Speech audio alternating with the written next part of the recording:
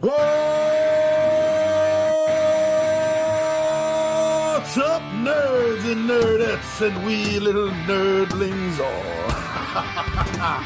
It's your buddy Johnny G for Two Gun Pixie presents Legendary Gaming. Shut up and sit down.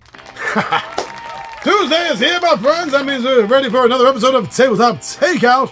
This is a series where I give you bullet points as to what it is myself, our buddy Tom Bulo, the 20-sided Warriors, my wife, or one of my buddies has enjoyed about a particular game when it hits that table. Today, I want to talk to you about something that you just saw in the thumbnail, and either you knew about the game or it was a real surprise when you saw that thumbnail. And that's Choose Your Own Adventure, House of Danger. This is 100% based on the classic retro Choose Your Own Adventure book. Considered by many probably one of the best in that whole series. One of the most, at least, most memorable in that series with the title House of Danger. And Z-Man Games, they took this Choose Your Own Adventure book and they published something that was right on mark, if you ask me. Because it's based on a book, you would expect the game, and it pulls it off, you would expect the game to be a narrative-driven story game. And man, it sure as hell is. I love the character of the psychic detective that you're playing. Now, spoilers, if you remember that book, or if you haven't and recently reread it to get spoilers for the game, you will get some spoilers for the game. They don't depart completely 100% different from it. So, don't cheat. But if you do, it might not work. But the psychic detective character is very fun. It feels a little dated. The language, the terminology, the technology that they talk about is definitely dated. It drips of the 80s and what the 80s thought of the near future. But in that regard, it kind of makes the game a little bit more endearing, if you ask me. This game was written to be, and shines, as a solo game. But don't let you think that you can't play this with your wife, your buddy, or a couple of friends. You certainly can. I mean, it becomes a talking game, a decision-making game. Maybe one person, the best one in the group, becomes a reader, or, several people want to read. They share the reading of the cards, pages of the book. They do it in card form. You can tackle this game a little bit as a team. When it comes to the decision part, sit down, think it out through yourselves, and come up with what you all think is the best route to go. But it shines, just like the books, as a solo game. And I really appreciate, Normally I say how much I appreciate when a multiplayer game has that solo aspect to it, especially when the solo game is ruled differently. This is like the reverse of that. This is a solo game that was made solo game that I think does actually work, or can work, with multiple people as a co-op.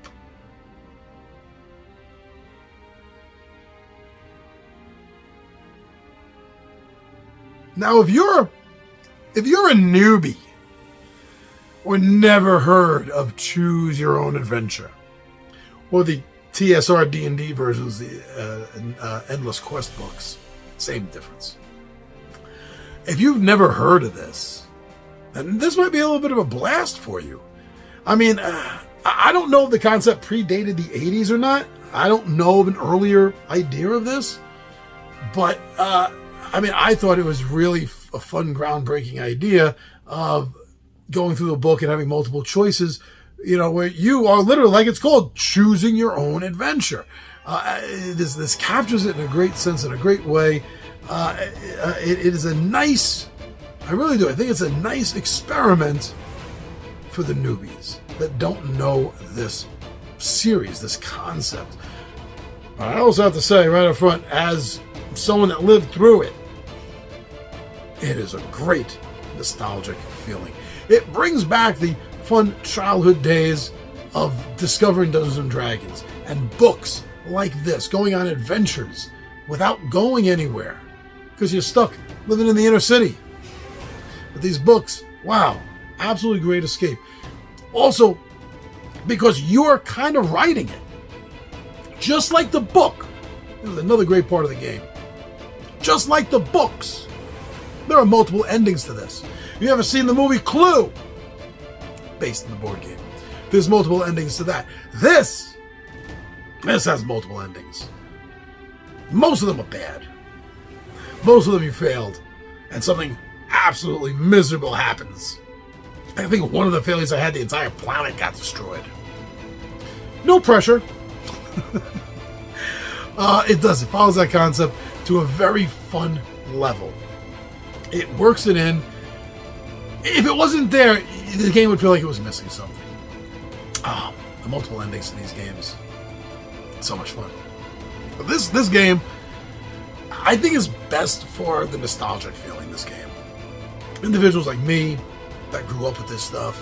Or, you can be younger and still have grown up with it. Sure. So it's going to be nostalgic for you as well. Maybe, newbies will come into it and like I say, will grasp onto how fun this adventure is. But ultimately, it's made for the individuals that know the material. I think outside of that group, it'd probably be best for families. As, like I said earlier, a discussion-style game. We all get together and figure out what's the best route, best way to go. What's the best decision to make? It does it in a really fun way. Oh, I also like the way the chapters are broken up. In this, the chapters are broken up in the deck of cards. So there's a certain, you get the whole deck of cards, and like a certain part of it is chapter 1, chapter 2, chapter 3, chapter 4. If you can't play the whole game through, which might take about 2 or 3 hours, these segmented chapters are perfect. You can get through them in probably about 20, 30 minutes. So you can come back to it. And also at the end of each chapter, it gives you the opportunity to go back and investigate things that you skipped. Because the game knows that you're probably going to need something that you missed going into the next chapter or beyond. And that's nice. The books didn't do that. They didn't give you a chance to go back and try to get something that you might have missed. You had to keep your fingers on like 3 or 4 pages at a time. You know what I'm talking about. You have your fingers holding 3 or 4 pages at a time on each side of the book. That was our version of it back in the day. But yeah, I think this is a good, funny family game as well. I think families would enjoy this. Look, we're at the end of the video. My regulars, I'm going to say here. So give me a thumbs up. I'm going to tell you right now, don't listen to me. I hate influencers. I'm just trying to inform you. Go get more information. Watch some playthroughs. Don't listen to opinions. Watch playthroughs. I'll give you a damn good idea whether you, your family, your friends, your buddies, your gaming pals are going to enjoy any game, particularly this. Go get some more information, watch some playthroughs, and come back and let us know what you think of Choose Your Own Adventure, House of Danger.